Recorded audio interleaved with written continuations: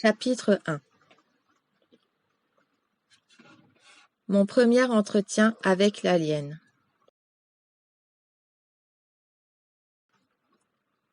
Note personnelle de Mathilda O'Donnell McElroy.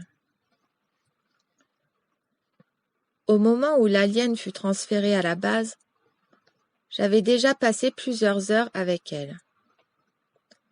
Ainsi que je l'ai mentionné, M. Cavite me dit de rester auprès de l'alien, étant seul capable de communiquer avec elle. La faculté que j'avais de communiquer avec l'entité était incompréhensible pour moi. Je n'avais jamais auparavant fait l'expérience de la communication télépathique avec qui que ce fût. Cette expérience de communication non verbale était comparable à la compréhension que vous pouvez avoir quand un petit enfant ou un chien tâche de vous faire comprendre quelque chose. Mais cette communication était infiniment plus directe et puissante. Quand bien même aucun mot n'était proféré, quand bien même aucun signe n'était adressé, l'intentionnalité des pensées était on ne peut plus claire pour moi. Je me rendis compte ultérieurement que même si j'avais perçu la pensée, il était possible que je n'ai pas interprété correctement sa signification. Je suppose que l'alien n'avait aucunement l'intention de discuter de sujets techniques, eu égard à sa condition d'officier et de pilote, tenu de préserver la sécurité et la confidentialité exigées par sa propre unité ou organisation. Tout soldat capturé par l'ennemi en service commandé a le devoir de ne divulguer aucune information vitale, y compris bien entendu s'il devait être soumis à un interrogatoire ou à la torture. En dépit de cela, j'ai toujours ressenti que l'alien n'essayait pas réellement de nous dissimuler quoi que ce soit. À aucun moment je n'ai eu cette sensation.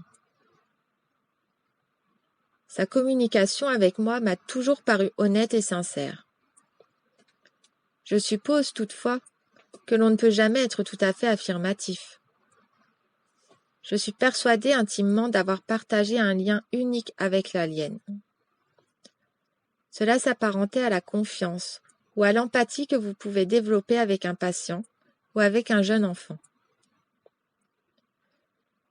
Je suppose que cela a pu se produire parce que l'alien pouvait percevoir que je m'intéressais réellement à elle, que je n'avais pas d'intention hostile et que je ne permettrais pas non plus qu'on lui fît le moindre mal dans la mesure où je pourrais l'empêcher. Cela aussi était vrai. Je me réfère à l'alien comme à un être féminin. En vérité, l'entité n'était sexuée à aucun titre, physiologique ou psychologique. Elle avait cependant, sans conteste, une forte présence et une manière tout à fait féminine. L'entité était néanmoins physiologiquement asexuée et ne possédait pas d'organes reproductifs, internes ou externes. Son corps ressemblait plutôt à une poupée ou à un robot. Il ne présentait pas d'organes internes, n'était pas formé de cellules biologiques. Il possédait toutefois un circuit ou un système nerveux électrique qui parcourait tout le corps. Je ne pouvais comprendre comment il fonctionnait. Quant à sa stature et à son apparence, le corps était de petite taille et très chétif. Il mesurait approximativement 1 mètre. La tête était démesurément volumineuse par rapport aux bras, aux jambes et au buste, qui étaient minces. À l'extrémité de ses 2 mains et de ses 2 pieds se trouvaient 3 doigts, qui étaient en quelque sorte préhensibles. La tête ne présentait pas d'organes fonctionnels, tels nez, bouche ou oreilles. Je réalisais qu'un officier spatial n'a pas l'usage de tels organes, l'espace étant dépourvu d'une atmosphère qui pourrait conduire le son. En toute logique, le corps n'est pas doté d'organes sensoriels de l'ouïe. N'ayant pas non plus à absorber de nourriture, le corps est de même dépourvu de bouche. Les yeux étaient étonnamment grands. Je ne pus jamais déterminer précisément le degré d'acuité visuelle dont ces yeux étaient capables. Toutefois, je remarquai que sa vue devait être remarquablement perçante. Je pense que les pupilles de ses yeux, très foncées et opaques, étaient peut-être également capables de distinguer les longueurs d'onde ou des particules par-delà le spectre de la lumière visible. Je présume que cela pouvait inclure l'étendue entière du spectre électromagnétique, ou plus encore, même si je n'en suis pas tout à fait certaine. Quand l'entité posait ses yeux sur moi, son regard semblait me traverser, comme si elle disposait d'une vision radiographique. Je trouvais cela quelque peu embarrassant tout d'abord, jusqu'au moment où je réalisais qu'elle n'était pas animée d'intentions sexuelles. En fait, je crois qu'à aucun moment la pensée ne la traversa de savoir si j'étais mâle ou femelle. Il devint tout à fait évident, après une courte période passée avec l'entité, que son corps n'avait pas besoin d'oxygène, de nourriture ou d'eau, ni d'aucune source externe d'alimentation ou d'énergie. Ainsi que je l'ai appris par la suite, cette entité fournissait sa propre énergie, qui animait et faisait fonctionner le corps. Cela me parut quelque peu féerique au début, mais je m'y habituai à l'idée. Il s'agit réellement d'un corps on ne peut plus simple. Pour ainsi dire, quelque chose d'insignifiant en comparaison avec nos propres corps. Earl m'expliqua que le corps n'était pas mécanique, à la manière d'un robot, et qu'il n'était pas non plus de nature biologique. Il est animé directement par elle-même, en tant qu'entité spirituelle. Techniquement, d'un point de vue médical, je dirais que l'on ne devrait même pas parler d'un corps vivant. Le corps artificiel, doll body, n'est pas une forme de vie biologique, formée de cellules. La peau, ou surface, était délicate, d'une couleur grise. Le corps était d'une grande tolérance aux changements de température, de conditions atmosphériques et de pression. Les membres étaient très frêles, dépourvus de musculature. Il n'y a pas de gravité dans l'espace, c'est pourquoi nul besoin de force physique. Le corps était utilisé presque exclusivement dans le vaisseau ou dans des environnements de faible gravité ou de gravité nulle. Du fait de la forte gravité sur Terre, le corps ne pouvait se déplacer avec facilité, les membres inférieurs n'ayant pas été conçus à cet effet. Cependant, les pieds et les mains étaient très flexibles et agiles.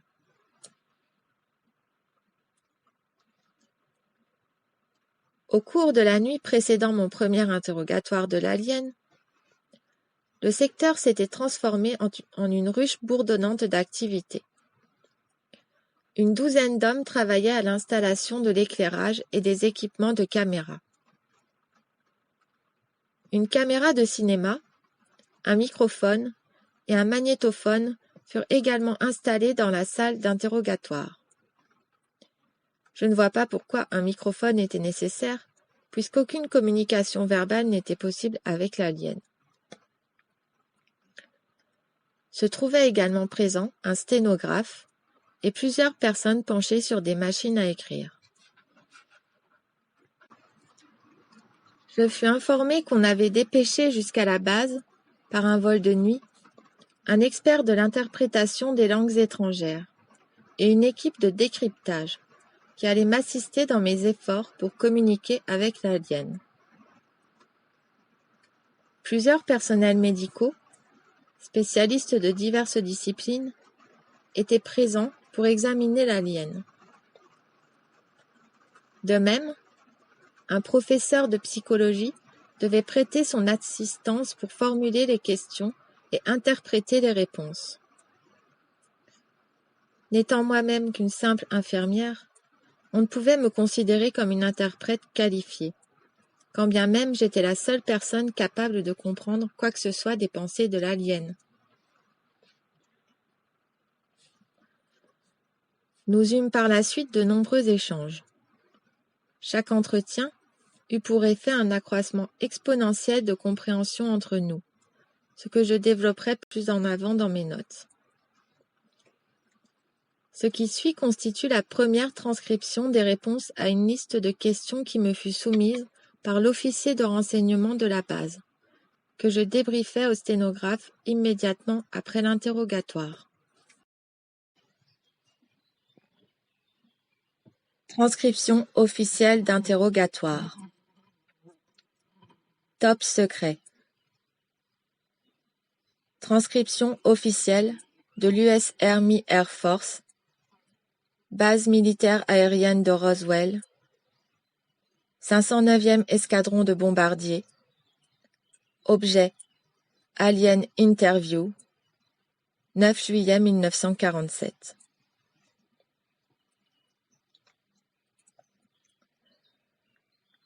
Question. Êtes-vous blessé? Réponse. Non. Question. De quelle assistance médicale avez-vous besoin? Réponse. Aucune. Question. Avez-vous besoin de nourriture, d'eau ou d'un autre aliment? Réponse. Non. Question.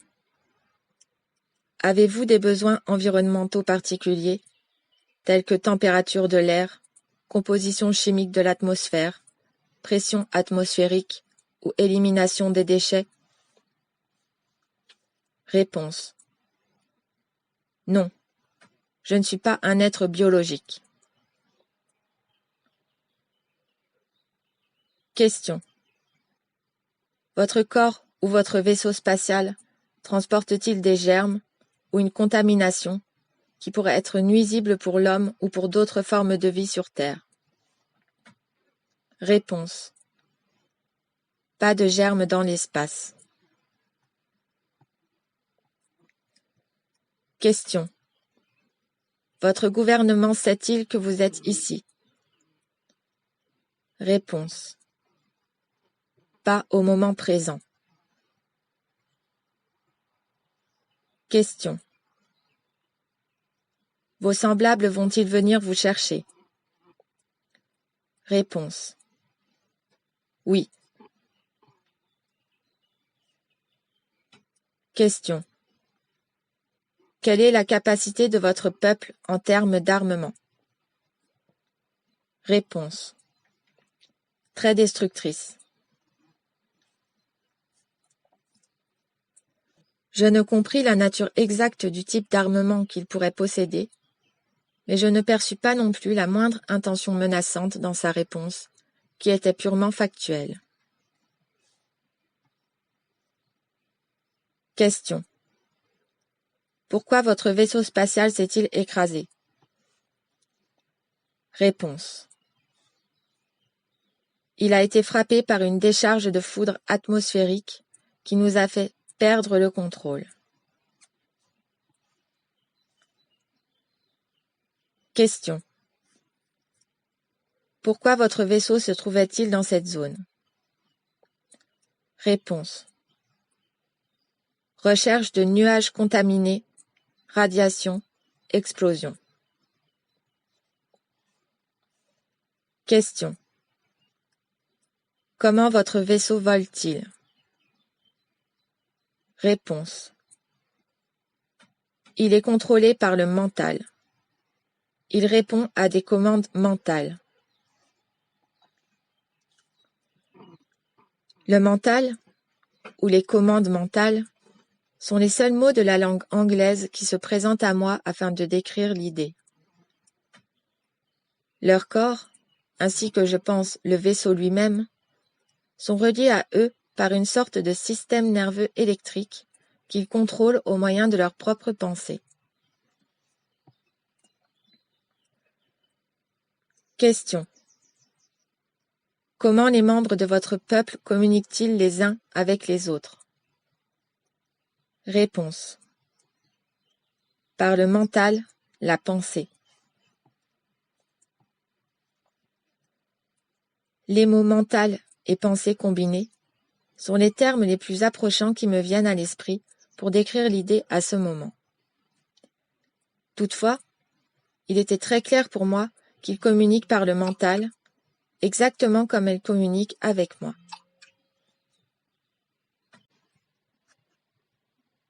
Question. Avez-vous un langage écrit ou des symboles pour communiquer? Réponse. Oui. Question. De quelle planète venez-vous? Réponse. La maison, lieu de naissance du domaine. N'étant pas astronome, je n'ai aucun moyen de penser en termes d'étoiles, de galaxies, de constellations et de directions dans l'espace.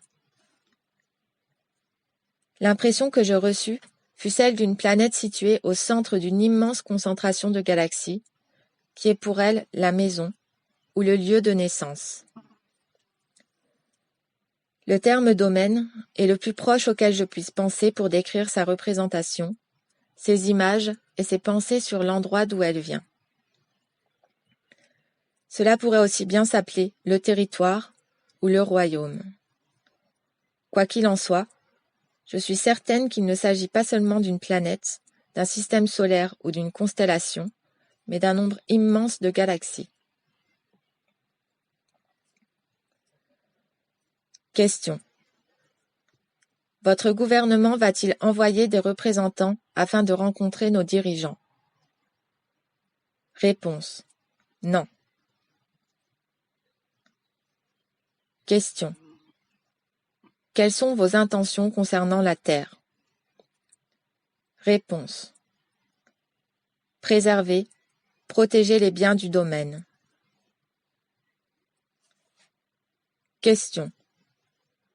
Qu'avez-vous appris concernant les gouvernements de la Terre et les installations militaires?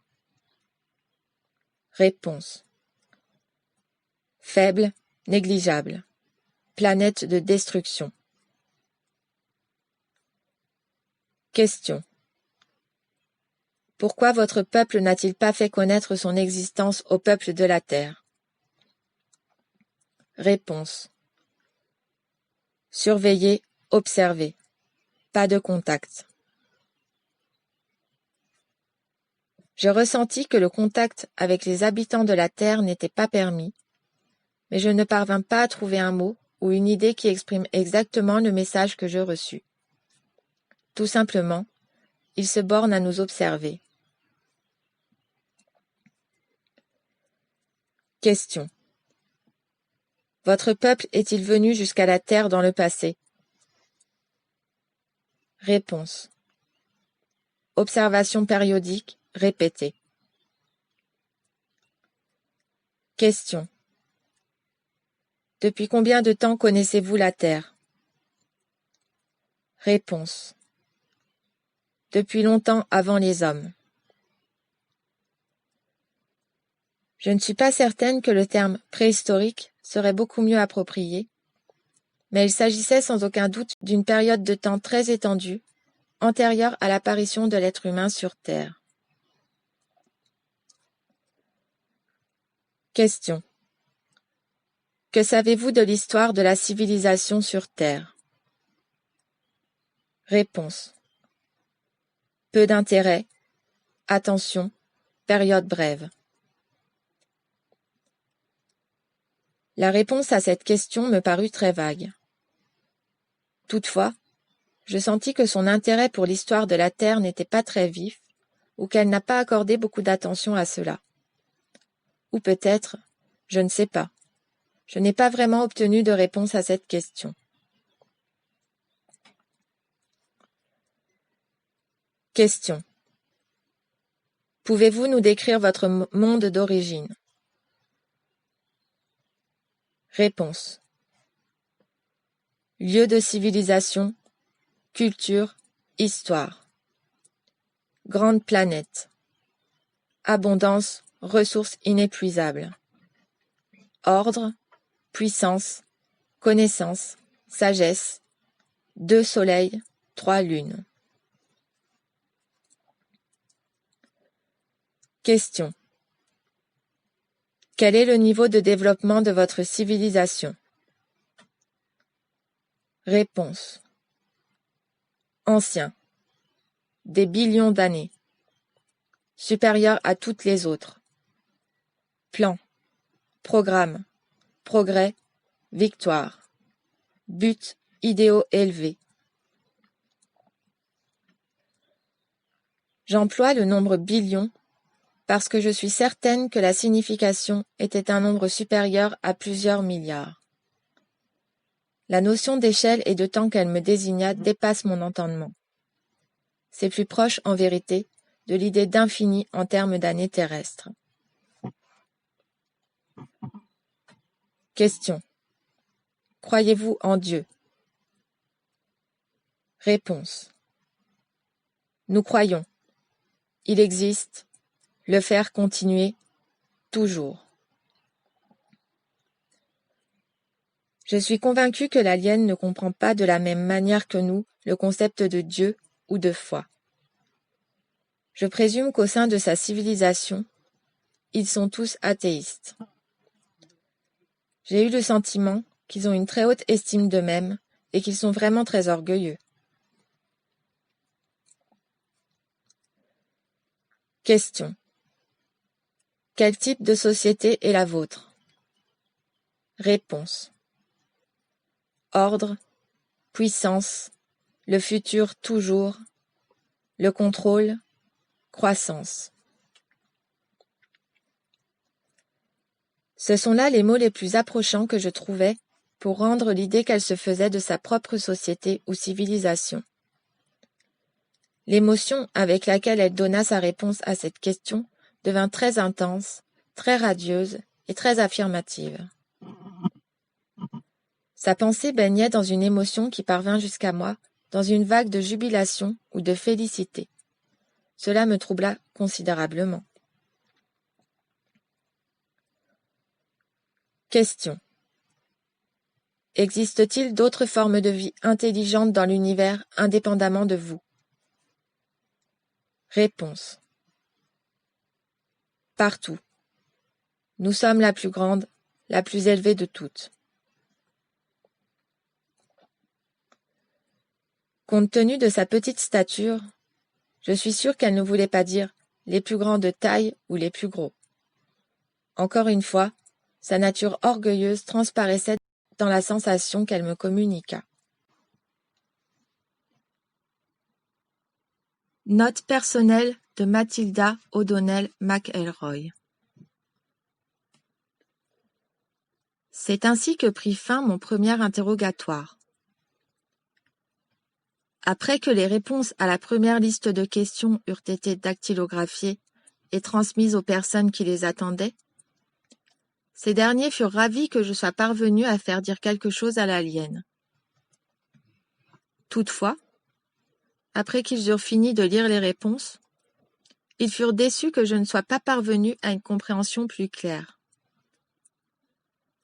À présent, ils avaient un grand nombre de questions nouvelles, tirées des réponses que j'avais obtenues à la première liste de questions. Un officier m'ordonna d'attendre des nouvelles instructions. J'attendis pendant plusieurs heures dans le bureau adjacent. Je n'étais pas autorisé à poursuivre mon interrogatoire de l'alien. Toutefois, j'étais toujours bien traité, autorisé à manger et à dormir, ainsi qu'à accéder aux espaces de repos chaque fois que je le désirais. Finalement, une nouvelle liste de questions fut rédigée, que j'allais devoir poser à l'alien. Je me rendis compte qu'entre-temps, un bon nombre de nouveaux agents gouvernementaux et de militaires étaient arrivés à la base. Ils me dirent que plusieurs autres personnes se trouveraient dans la salle avec moi, lors du prochain interrogatoire, lesquelles seraient autorisées à me faire demander immédiatement d'autres précisions au cours de l'interrogatoire. Toutefois, lorsque je tâchais de pratiquer l'interrogatoire en présence de ces personnes, je ne reçus aucune pensée, aucune émotion, ni aucun message perceptible de la part de l'alien. Rien. L'alien se contenta de rester assise sur sa chaise, immobile. Nous sortîmes tous de la salle d'interrogatoire. L'agent de renseignement se montra très agité à cause de ce qui venait de se produire. Il m'accusa d'avoir menti ou d'avoir fabriqué les réponses aux premières questions. Je persistai à affirmer que mes réponses étaient honnêtes et aussi précises que je pouvais les rendre. Plus tard ce jour-là, il fut décidé que plusieurs autres personnes tenteraient de poser des questions à l'alien. Toutefois, en dépit de tentatives répétées par plusieurs experts, personne d'autre ne parvint jamais à obtenir quelque message que ce fût de la part de l'alien.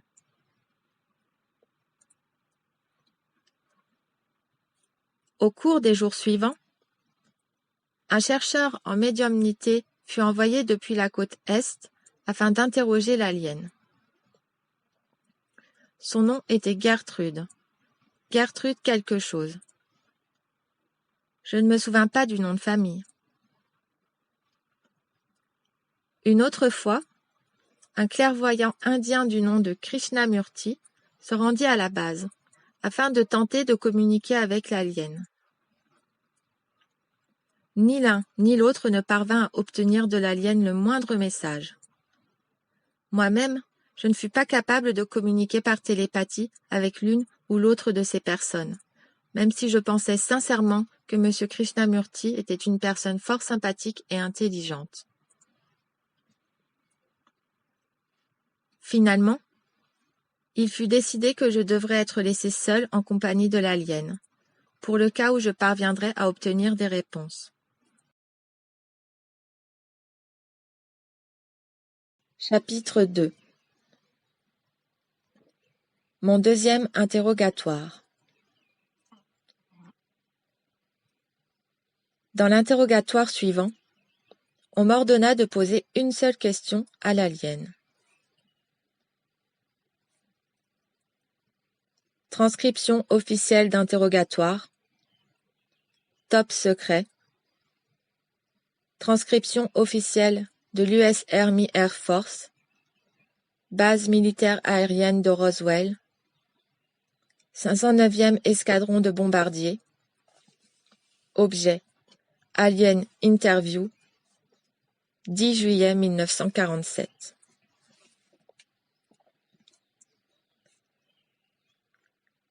Question. Pourquoi avez-vous interrompu la communication? Réponse. N'est pas interrompu. Les autres. Caché, dissimulé. Secret, peur. L'alien ne peut pas communiquer avec eux parce qu'ils avaient peur d'elle ou ne lui faisaient pas confiance. En outre, il est clair pour moi que l'alien est tout à fait consciente que plusieurs individus ont des intentions secrètes vis-à-vis d'elle et qu'ils dissimulent leurs pensées véritables. Il est tout aussi évident pour moi que l'alien n'a, à cet égard, pas la moindre peur de nous, ni de quoi que ce soit d'autre. Note personnelle de Mathilda O'Donnell McElroy. Ce fut avec beaucoup de réflexion que je choisis les mots destinés à exprimer la signification des pensées de l'alien, avant de faire mon rapport au sténographe et aux personnes qui attendaient anxieusement dans la salle attenante. Personnellement, je n'ai jamais éprouvé la moindre peur ou appréhension quelconque vis-à-vis de l'alien. J'étais on ne peut plus curieuse et enthousiaste à l'idée d'apprendre quoi que ce soit, et tout ce que je pourrais à son propos, ainsi que de sa part. Toutefois, je n'avais, pas plus que l'alien, une grande confiance en les agents ou autorités qui supervisaient mes interrogatoires. Je n'avais pas la moindre idée de leurs intentions à son égard. Quoi qu'il en soit, je suis certaine que les hauts gradés de l'armée étaient on ne peut plus préoccupés à l'idée d'avoir entre leurs mains un vaisseau spatial et un pilote extraterrestre. À ce moment-là, mon souci majeur était de trouver un moyen pour comprendre plus distinctement les pensées et les idées de l'alien. Je suppose que je me débrouillais plutôt bien en tant que récepteur télépathique, mais pas aussi bien comme émetteur télépathique. Plus que tout, je voulais découvrir une meilleure forme de communication avec l'alien, afin de permettre à la légion toujours croissante de fonctionnaires gouvernementaux de la comprendre plus directement, sans qu'ils eussent à s'en remettre à mon interprétation de ses pensées. Je me sentais peu qualifiée pour intervenir en tant qu'interprète. Et cependant, j'étais la seule personne avec laquelle l'alien accepterait de communiquer. C'était donc à moi de faire le travail. Par ailleurs, je prenais conscience avec toujours plus d'acuité qu'il s'agissait probablement du plus grand fait divers de l'histoire de la Terre, et que je devrais être fière de prendre part à cet événement. Bien entendu, dès ce moment-là, l'événement avait été entièrement discrédité dans la presse, et les militaires et les pouvoirs en place avaient déjà entrepris une opération de cover-up à très grande échelle. Cependant, je commençais à éprouver le poids de la responsabilité, étant la première personne sur Terre, à ma connaissance, à communiquer avec une forme de vie extraterrestre. Je crois savoir ce que Christophe Colomb a dû ressentir lorsqu'il découvrit un nouveau monde, de la dimension d'un continent, sur une seule petite planète. Quant à moi, j'étais sur le point de découvrir un univers entièrement nouveau, inexploré.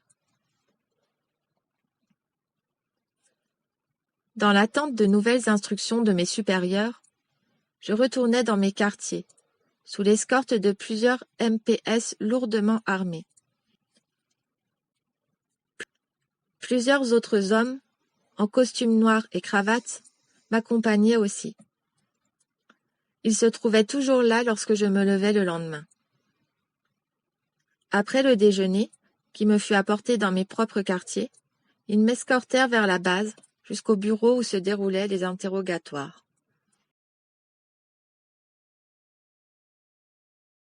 Chapitre 3.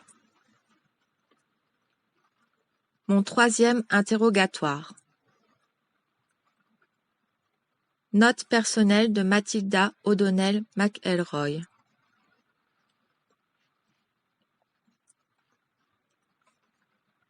Le troisième interrogatoire d'Earl, ainsi que tous les interrogatoires suivants, furent observés et enregistrés, ainsi que je l'ai mentionné ci-dessus, par plusieurs dizaines de personnes.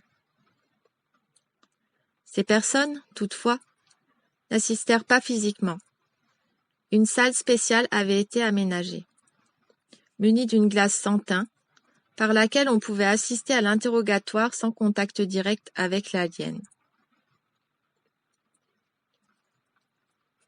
L'alien avait été transférée dans la salle nouvellement aménagée et était assise sur une chaise ordinaire à l'assise rehaussée, recouverte d'un tissu à motifs fleuris. Je suis persuadée que l'on avait envoyé quelqu'un en ville acheter une chaise dans le magasin d'ameublement le plus proche. Le corps de l'alien mesurait environ 2 fois la taille d'un frêle enfant de 5 ans, et paraissait donc minuscule sur la chaise. Le corps n'étant pas de nature biologique, il n'avait pas besoin de nourriture, d'air ou de chaleur, et semblait-il, l'alien ne dormait pas non plus. Il n'avait pas de paupières, ni de sourcils au-dessus de ses yeux, qui par conséquent ne se fermaient jamais. Personne, à mon sens, n'aurait pu dire si elle dormait ou si elle était éveillée, aussi longtemps qu'elle demeurait figée sur sa chaise. À l'exception des rares occasions où elle mobilisait son corps, ou faisait un geste de la main, personne n'aurait pu dire si elle était en vie ou non, à moins de capter ses pensées. J'appris par la suite que l'alien n'était pas identifié par son corps, mais par sa personnalité, pour ainsi dire. Elle était connue des autres aliens sous le nom de Earl. C'est le mot le plus approchant que je puisse utiliser pour décrire le nom au moyen de l'alphabet de la langue anglaise. Je ressentis intimement qu'elle préférait s'identifier au sexe féminin. Nous partagions, à mon avis, une empathie naturelle et féminine, et un tempérament protecteur envers la vie et envers autrui. Je suis certaine qu'elle ne se sentait guère rassurée face à l'attitude martiale, hostile, dominatrice des officiers et agents, chacun d'eux étant plus soucieux de sa propre importance et de son propre pouvoir que de découvrir les secrets de l'univers.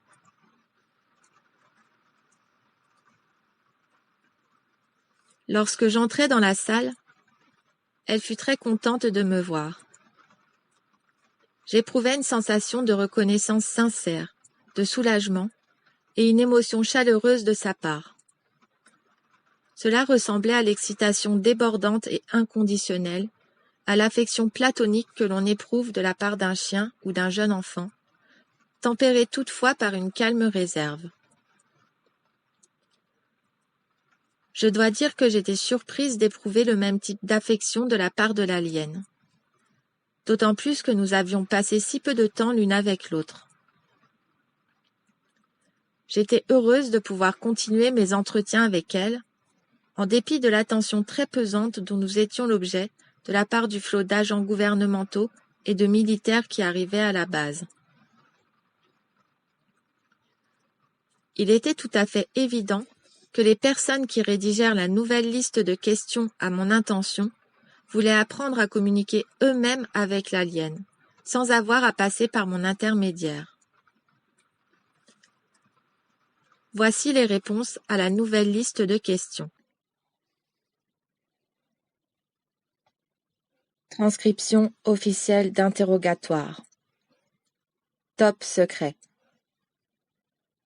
Transcription officielle de l'US Army Air Force, base militaire aérienne de Roswell, 509e escadron de bombardiers.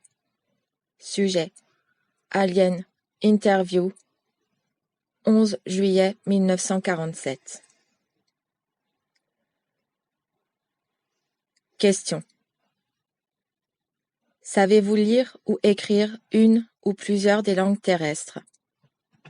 Réponse: non.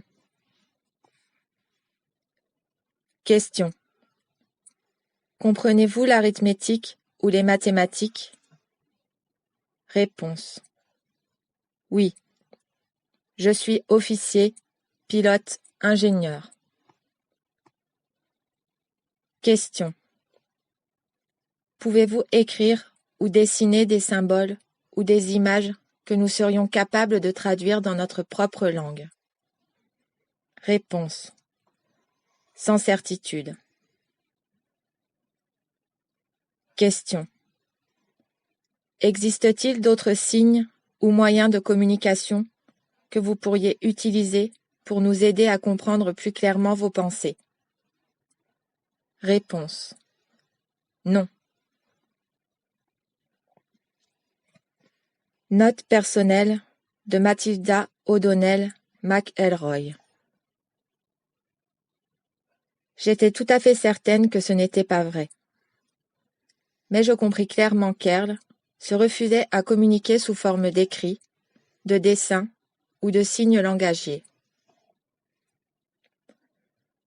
Mon impression est qu'elle se conformait aux ordres donnés à tout soldat capturé de ne divulguer aucune information qui pourrait être utile à un ennemi, même sous la torture. Elle était seulement capable de, et disposée à révéler des informations non confidentielles ou personnelles, ou du type nom, grade et numéro de série. Transcription officielle d'interrogatoire. Top secret. Transcription officielle de l'US Army Air Force, base aérienne militaire de Roswell, 509e escadron de bombardiers. Sujet: Alien Interview, 11 juillet 1947, deuxième séance. Question. Pouvez-vous nous montrer sur une carte du ciel quelle est l'étoile de votre planète d'origine? Réponse. Non. Cette réponse n'est pas due au fait qu'elle ne connaît pas le trajet depuis la Terre jusqu'à sa planète d'origine. Elle refusait de révéler son emplacement. Cela est dû également au fait que le système solaire de sa planète d'origine n'existe sur aucune carte céleste sur Terre. Il est bien trop éloigné.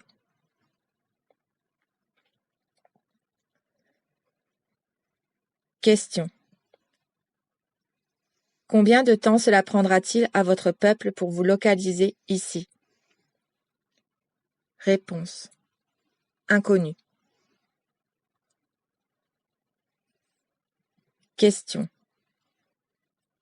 Combien de temps cela prendrait-il à votre peuple pour voyager jusqu'ici afin de vous récupérer? Réponse. Des minutes ou des heures. Question. Comment pouvons-nous leur faire comprendre que nous n'avons pas l'intention de vous faire du mal? Réponse. Intentions sont claires. Voix dans votre esprit. Images, sensations. Question. Si vous n'êtes pas une entité biologique, pourquoi faites-vous référence à vous-même comme à un être féminin? Réponse. Je suis un créateur. Mère, source. Note personnelle de Matilda O'Donnell McElroy. Cela ne me prit que quelques minutes de poser ce questionnaire. Je compris alors que nous pourrions avoir à faire face à un grave problème si l'alien refusait de coopérer ou de révéler la moindre information que les militaires, les agences de renseignement ou les scientifiques considéreraient utile pour eux. Je suis également sûr que l'alien était tout à fait convaincu des intentions véritables des personnes qui rédigèrent ces questions. Elle pouvait en effet lire dans leur esprit, tout aussi facilement qu'elle pouvait lire mes pensées et communiquer avec moi par télépathie. Compte tenu de ses intentions, elle refusait et était incapable de coopérer avec aucun d'entre eux, de quelque manière que ce soit, quelles que soient les circonstances. J'étais également convaincue que l'alien n'étant pas un organisme biologique, aucune forme de torture ou de moyen de contrainte ne pourrait la faire changer d'avis. Chapitre 4. La barrière de la langue. Note personnelle de Matilda O'Donnell McElroy. Après que j'eus expliqué quelles étaient selon moi les raisons de la réponse, pas de réponse, aux agents des services secrets, la contrariété fut des plus vives et fit place à un tumulte.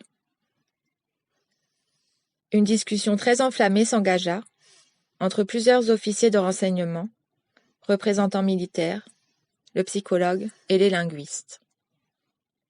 Ce débat se poursuivit pendant plusieurs heures. Finalement, il fut décidé que je devrais être autorisé à poursuivre l'interrogatoire de l'alien, à la condition que j'obtienne d'elle une réponse satisfaisante à la question suivante. Transcription officielle d'interrogatoire. Top secret. Transcription officielle. Base aérienne militaire de Roswell. US Army Air Force. 509e escadron de bombardiers. Objet. Alien Interview. 11 juillet 1947. Troisième séance. Question. Quelle garantie ou preuve devrons-nous fournir qui vous convaincra de répondre à nos questions? Réponse. Elle seule parle. Elle seule écoute. Elle seule pose les questions. Pas d'autre. Vous devez apprendre, savoir, comprendre.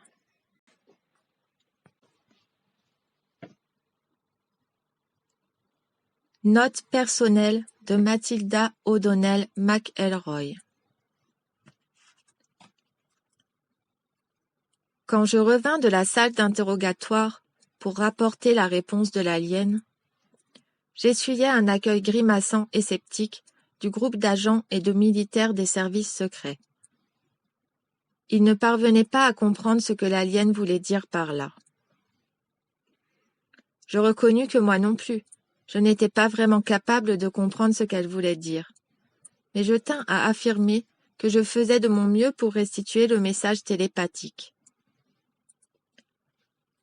Je suggérais aux officiers que le problème de communication tenait peut-être à mon incapacité à comprendre le langage télépathique avec une clarté suffisante. À ce moment-là, je me sentais à tel point découragé que je fus presque tenté de renoncer. À présent, les débats redoublaient d'intensité. J'étais convaincu que j'allais être congédié, en dépit du fait que l'alien refusait de communiquer avec qui que ce fût d'autre, ou de ce que personne ne se fût montré capable de communiquer avec elle. Par bonheur, un homme très brillant, du nom de John Newell, spécialiste de la langue japonaise pour la Navy, trouva une explication et une solution au problème. Il expliqua que tout d'abord, le problème ne tenait nullement à l'incapacité de l'alien à communiquer. Le problème tenait plus à son refus de communiquer avec tout autre interlocuteur que moi. En second lieu, pour que pût prendre place une communication claire et cohérente, les deux parties avaient besoin de se comprendre et de communiquer à travers un langage commun. Les mots et les symboles du langage expriment des notions et des significations très précises. Il releva que les Japonais disposent de nombreux homonymes dans leur langue, qui donnent lieu à de nombreux malentendus dans la communication courante. Ils résolvent ce problème par l'utilisation de caractères chinois élémentaires dans l'écriture des significations exactes du mot utilisé. Cela leur suffit pour dissiper toute difficulté. À défaut d'une nomenclature précise, la communication n'était pas possible, au-delà d'une compréhension rudimentaire entre hommes et chiens ou entre deux enfants en bas âge. L'absence d'un vocabulaire commun, de termes clairement définis que tous les interlocuteurs pourraient utiliser couramment, fut le principal facteur limitatif dans les échanges entre les peuples, groupes ou nations. Par conséquent, il suggéra qu'il existait seulement deux alternatives. Je devais apprendre à parler la langue de l'alien, ou l'alien devait apprendre à parler en anglais. Concrètement, un seul choix était possible. Je devais persuader Earl d'apprendre l'anglais et lui enseigner la langue sous les instructions d'un linguiste. Personne ne formula une objection à tester cette approche, d'autant qu'il n'y eut pas d'autres suggestions. Les spécialistes du langage suggèrent que j'emporte avec moi, dans la salle d'interrogatoire, plusieurs livres pour enfants, ainsi qu'un manuel de lecture élémentaire et une méthode de grammaire. Il était prévu que j'allais m'asseoir à côté de l'alien et lire les livres à haute voix, tout en indiquant le texte du doigt à son intention. L'idée de base était que l'on pourrait apprendre à lire à l'alien, de la même manière que l'on apprend à lire à un enfant, mot à mot et par association phonétique, et qu'on pourrait également lui transmettre des notions de grammaire élémentaires. Il pensait de même, selon moi, que si l'alien était assez intelligente pour communiquer par télépathie et pour piloter un vaisseau spatial à travers la galaxie, elle pourrait aussi bien apprendre à parler une langue avec autant ou plus de rapidité qu'un enfant de 5 ans. Je revins dans la salle d'interrogatoire et soumis le projet à Earl. Celle-ci ne s'opposa pas à l'idée d'apprendre la langue, mais cependant, elle ne s'engagea pas à répondre aux questions. En l'absence d'une meilleure idée, nous nous mîmes à la tâche.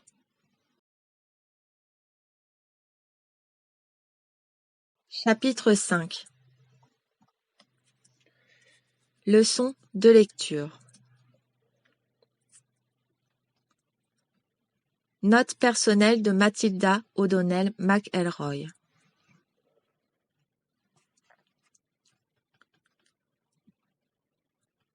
Je commençai les leçons de lecture par les premières pages d'un manuel scolaire des années 1800, ou années Far West, destiné aux enfants de pionniers.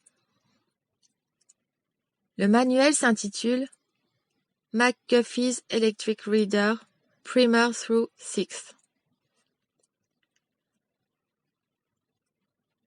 Compte tenu que j'étais infirmière et non enseignante, le linguiste qui me confia les livres me soumit à un briefing complet, un cours d'une journée entière consacré à la méthode à suivre dans l'utilisation des manuels destinés à l'apprentissage de l'alien. Il me confia la raison pour laquelle il avait choisi ces livres en particulier. La version originale de 1836 avait été utilisée pendant 3/4 de siècle pour apprendre à lire à près de 4 écoliers américains sur 5. Aucun autre livre n'avait exercé, sur une période aussi étendue, une influence comparable sur les enfants américains.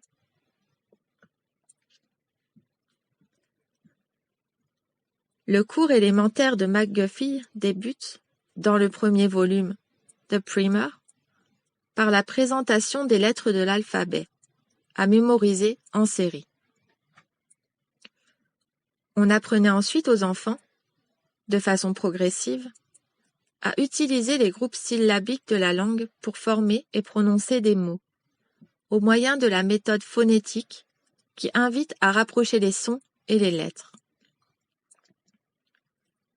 Chaque leçon commence par l'étude de mots qui sont utilisés dans la pratique de lecture et par des signes écrits indiquant la prononciation correcte pour chaque mot.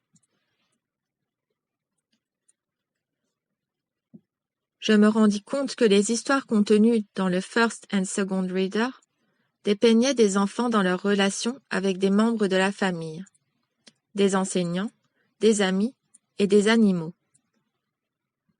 Les Third, Fourth, Fifth and Sixth Readers sont conçus sur cette trame.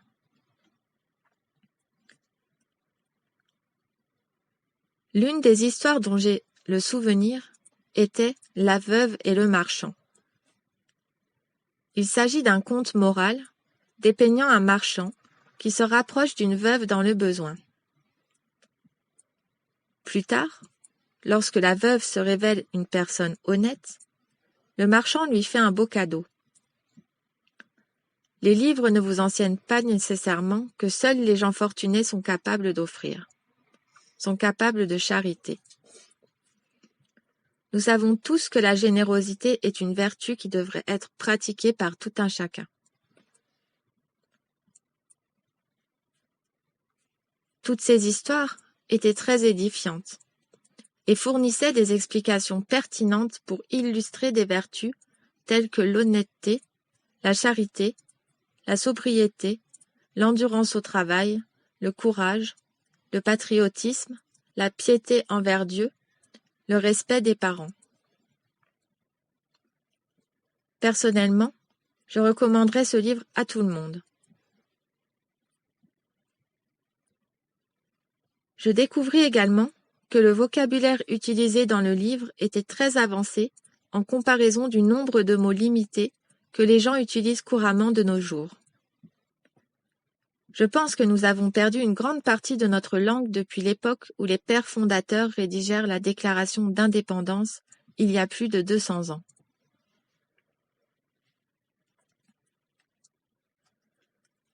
Conformément aux instructions que j'avais reçues, je m'assis à côté d'Earl dans la salle d'interrogatoire pour lui faire la lecture à voix haute à l'aide des volumes de la série McGuffey's Readers.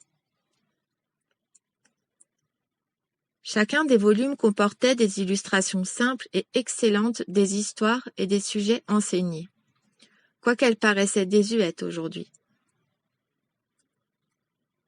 Au demeurant, Earl semblait comprendre et assimiler chaque lettre, son, syllabe et signification au fur et à mesure que nous progressions.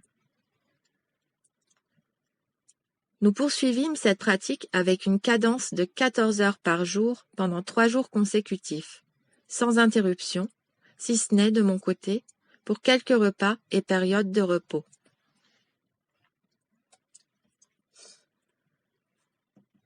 Earl ne s'accorda aucune pause, à quel titre que ce fût.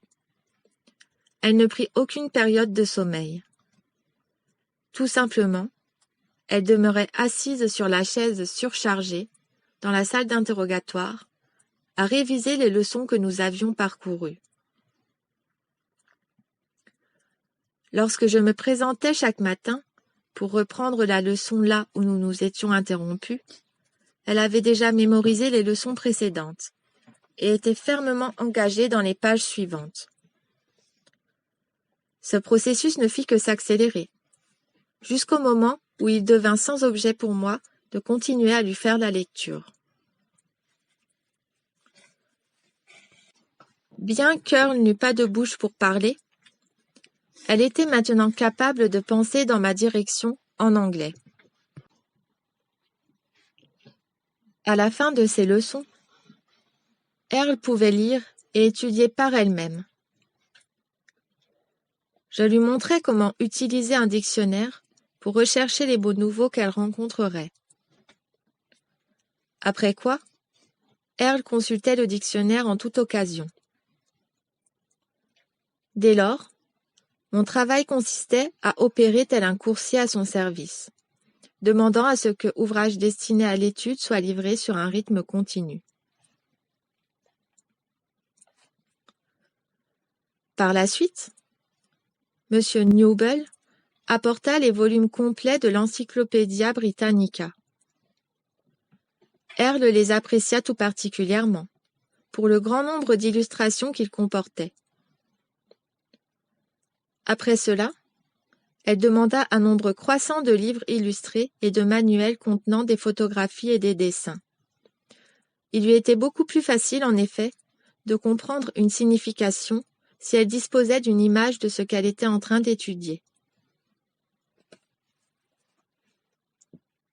Tout au long des 6 jours suivants, des livres furent acheminés depuis les bibliothèques du pays tout entier.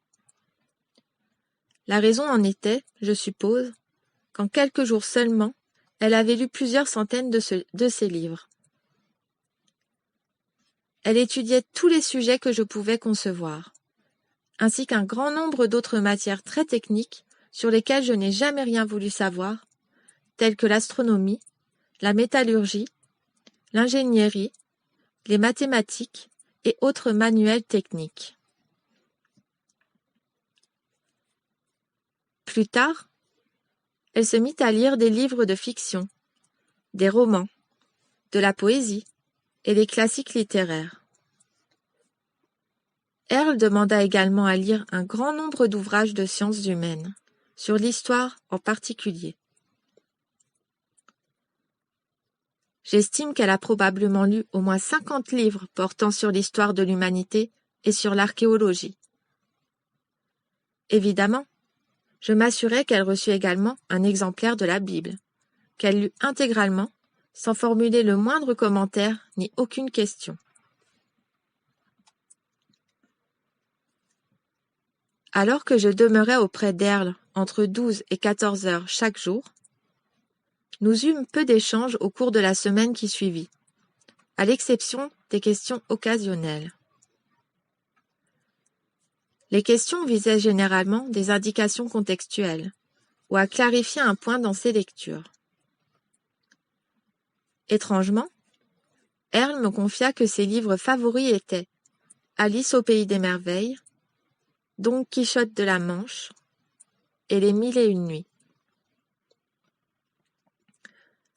Elle déclara que selon les auteurs de ces récits, il était plus important de posséder un esprit supérieur et de l'imagination plutôt que de grandes compétences ou un grand pouvoir.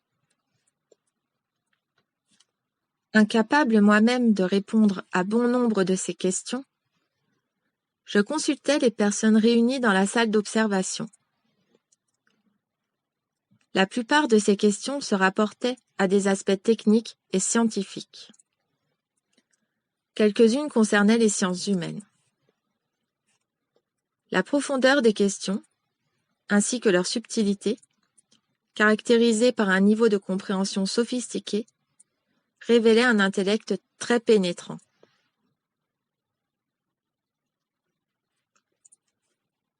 Je suppose, à titre personnel, qu'elle possédait préalablement des connaissances largement supérieures sur la culture et l'histoire de la Terre, à ce qu'elle avait laissé entrevoir au début de nos entretiens. J'allais bientôt découvrir à quel point elle en savait plus. Chapitre 6. Mon éducation commence. Note personnelle de Matilda O'Donnell McElroy.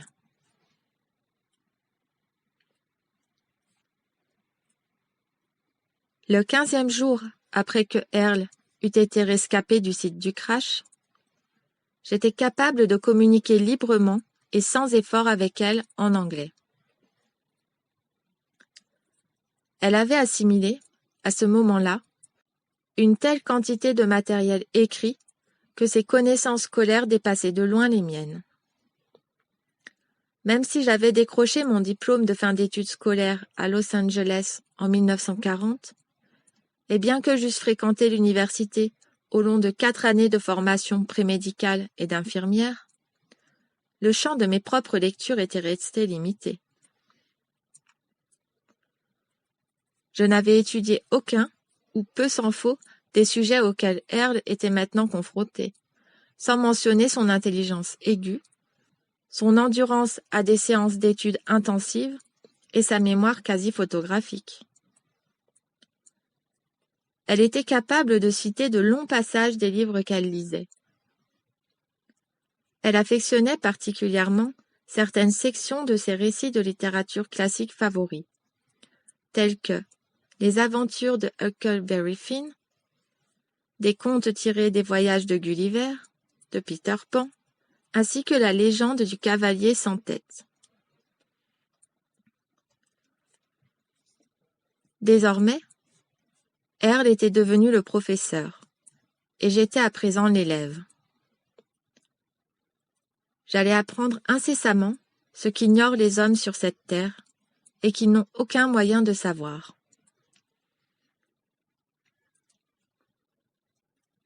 La poignée de scientifiques et de représentants qui nous surveillaient à travers la glace sans teint de la salle d'observation qu'Earl et moi désignions à présent comme l'assistance, était toujours plus impatient de lui poser des questions. Toutefois, Earl persistait à refuser que les questions qui lui fussent posées par toute autre personne que moi, alors même que je me bornais à servir d'intermédiaire comme interprète ou sous forme écrite. Dans l'après-midi du 16e jour, Earl et moi étions assises côte à côte, tandis qu'elle lisait. Elle referma la dernière page d'un livre qu'elle était en train de lire et le posa sur le côté. J'étais sur le point de lui remettre le livre suivant, tiré d'une imposante pile de livres en attente, quand elle se tourna et me dit, ou pensa dans ma direction, « À présent, je suis prête à parler. » Sur le moment, je fus quelque peu désarçonnée par cette remarque. Je lui fis un geste de la main pour lui signifier de poursuivre, et elle commença à me donner ma première leçon. Transcription officielle d'interrogatoire. Top secret. Transcription officielle de la base aérienne militaire de Roswell, US Army Air Force, 509e escadron de bombardiers. Objet: Alien Interview. 24 juillet 1947, première séance. Que voudriez-vous dire, Earl? Lui demandai-je. J'ai appartenu au corps expéditionnaire du domaine, dans ce secteur de l'espace, pendant plusieurs milliers d'années. Cependant, je n'ai pas eu personnellement de contact direct avec des êtres terrestres depuis l'an 5965 avant Jésus-Christ. Ce n'est pas ma fonction primaire d'être en contact avec les habitants des planètes situées dans les limites du domaine. Je suis un officier, un pilote et un ingénieur avec de nombreuses tâches à accomplir. Toutefois, alors que je maîtrise 347 autres langues à l'intérieur du domaine, je n'ai pas, jusqu'à présent, été exposé à la langue anglaise.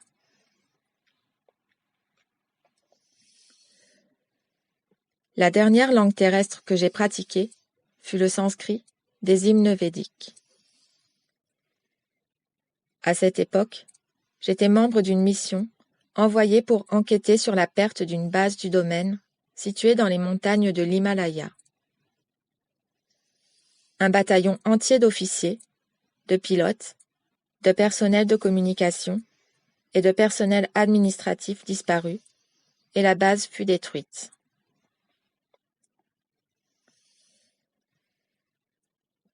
Il y a plusieurs millions d'années, j'ai été formé et j'ai servi comme officier de renseignement, d'évaluation de données et de développement de programmes pour le compte du domaine.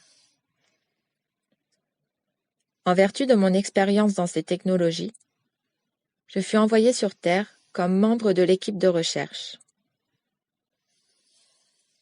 L'une de mes missions consistait à interroger les populations humaines qui habitaient les zones avoisinantes à l'époque.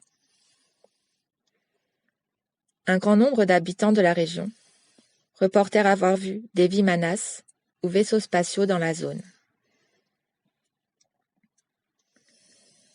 Du fait de la cohérence des indices, des témoignages, des observations, aussi bien que de l'absence de preuves formelles, je conduisis mon équipe jusqu'à la découverte qu'il existait encore des vaisseaux Ancien Empire, ainsi que des installations Ancien Empire, habilement dissimulées dans ce système solaire, totalement à notre insu.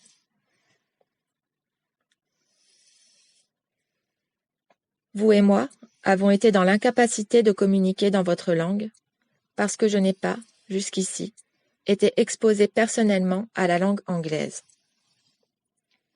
Toutefois, à présent que j'ai parcouru les livres et les matériels que vous m'avez fournis, Ces données ont été relayées jusqu'à notre station spatiale dans cette région et traitées par notre officier de communication au moyen de nos ordinateurs.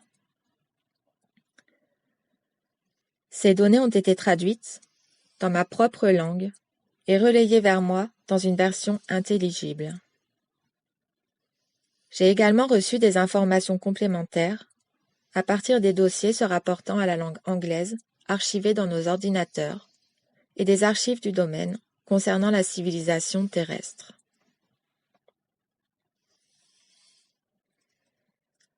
À présent, je suis prête à vous apporter certaines informations dont je pense qu'elles seront d'une grande valeur pour vous.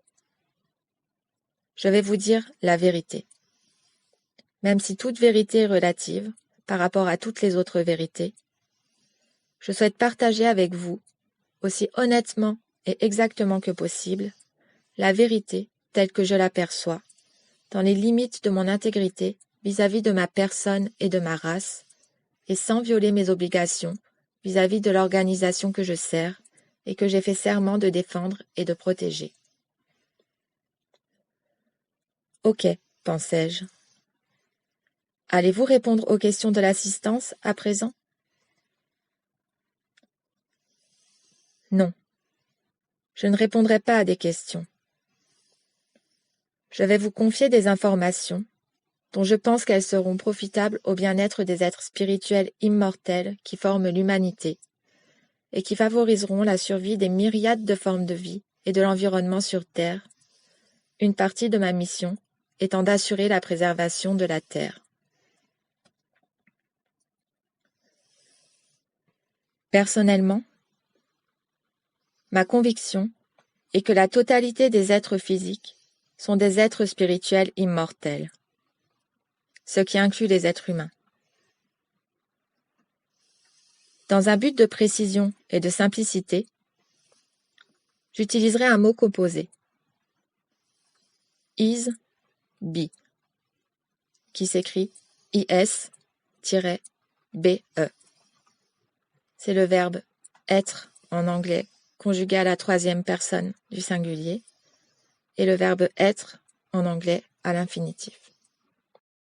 Is-be se traduira en français par est, être.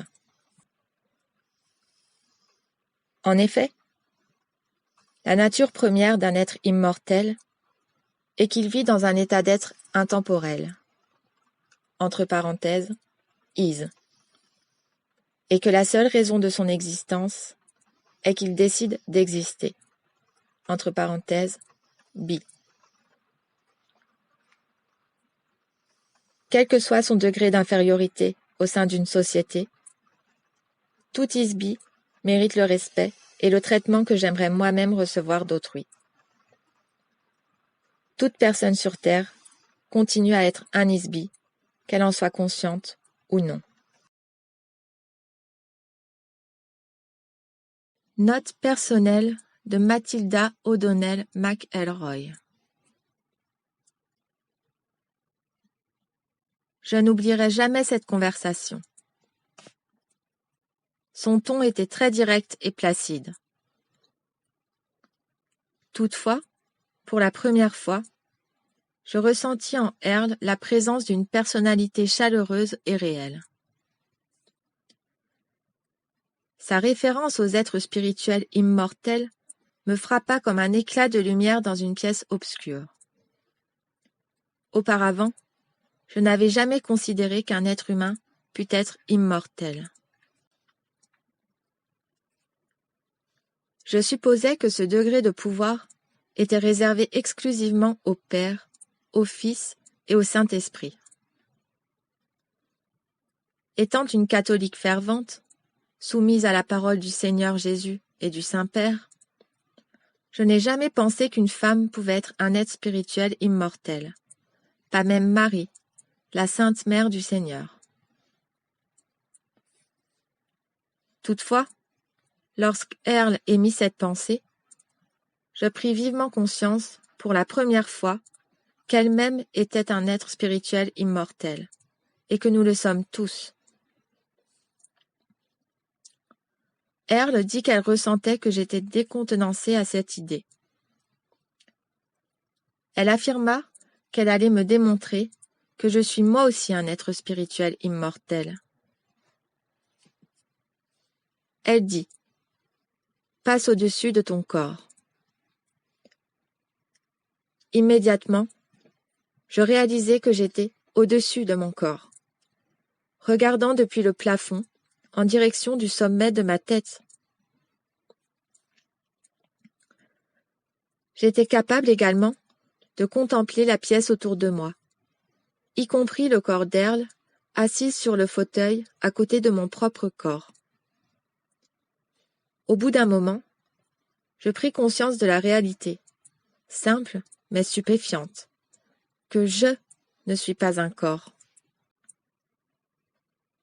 À cet instant, un voile noir se souleva, et pour la première fois dans mon existence, et depuis un temps très reculé dans le passé, je réalisais que je ne suis pas mon esprit, mais que je suis moi, un être spirituel.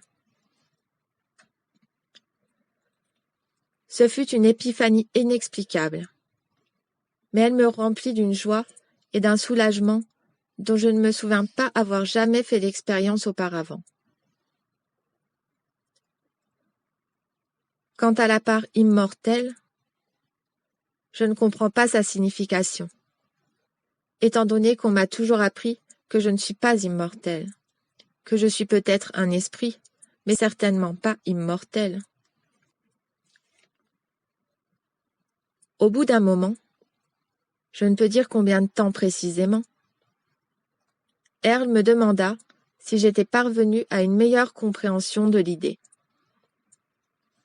Soudain, j'étais à nouveau dans mon corps, et je dis d'une voix forte « Oui, je vois ce que tu veux dire ». J'étais à ce point stupéfaite par l'expérience que je dus me lever de ma chaise et marcher autour de la pièce pendant quelques minutes. Je prétextai que j'avais besoin de boire un verre d'eau et d'aller dans la salle de pause, ce que je fis. Dans la salle de pause, je me regardais moi-même dans le miroir. J'allai aux toilettes, je refis mon maquillage et étirai mon uniforme. Au bout de 10 ou 15 minutes, je me sentis à nouveau plus normale et je revins dans la salle d'interrogatoire. Par la suite, je ressentais que je n'étais plus seulement un interprète pour Earl. J'avais la sensation d'être un esprit de même famille. J'avais l'impression d'être en sécurité, chez moi, en compagnie d'un ami intime ou d'un membre de ma famille, aussi proche que l'ami le plus proche que j'ai jamais eu.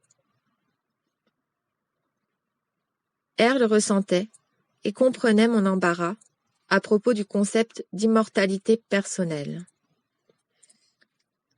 Elle débuta sa première leçon avec moi en m'expliquant ce qui suit. La transcription officielle de l'interrogatoire reprend ici. Earl me fit part des raisons pour lesquelles elle était venue sur Terre et pour lesquelles elle se trouvait dans la zone du 509e escadron de bombardiers. Elle avait été envoyée par ses officiers supérieurs pour enquêter sur les explosions d'armes nucléaires qui avaient été testées au Nouveau-Mexique. Ses supérieurs lui ordonnèrent de recueillir, dans l'atmosphère, des données qui pourraient être utilisées pour déterminer le niveau de radiation et les dommages potentiels que cette radiation pourrait causer à l'environnement. Au cours de sa mission, le vaisseau fut frappé par la foudre. Earl perdit le contrôle du vaisseau, lequel s'écrasa. Le vaisseau est piloté par des ISB qui utilisent des corps artificiels, doll bodies, à la façon d'un acteur revêtu d'un masque et d'un costume. Ce corps artificiel est une sorte d'outil mécanique au moyen duquel il est possible d'opérer dans le monde physique. Earl, de même que tous les autres ISBI de la classe des officiers supérieurs, habitent ces corps artificiels quand ils sont en mission dans l'espace. Quand ils ne sont pas de service, ils quittent le corps et opèrent, pensent, communiquent, voyagent et existent sans l'utilisation d'un corps.